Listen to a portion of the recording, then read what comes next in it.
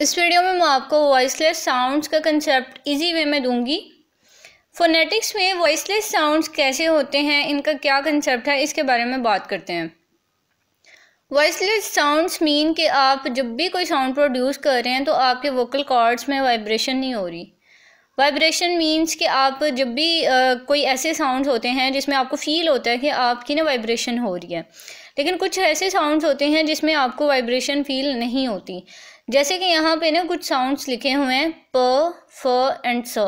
इसके अलावा और भी बहुत से साउंड्स हैं वॉइसलेस जिन्हें हम कहते हैं। तो ये साउंड आप एक दफ़ा प्रोड्यूस करके देखें, आपको समझ आ जाएगी कि आपके वोकल कॉर्ड्स में किसी किस्म की वाइब्रेशन नहीं हो रही। प जब आप बोलते हैं तो आपको कोई वाइब्रेशन फील नहीं होगी। लेकिन इसी तरह अगर आप कोई मतलब ऐसा साउंड बोलें जिसमें वॉइस मतलब आपको वाइब्रेशन फील हो तो उसको हम वॉइस्ड कहेंगे। जैसे कि ज साउंड है, आप जब ज बोलते हैं ना तो आपको एक वाइब्रेशन फील होती है।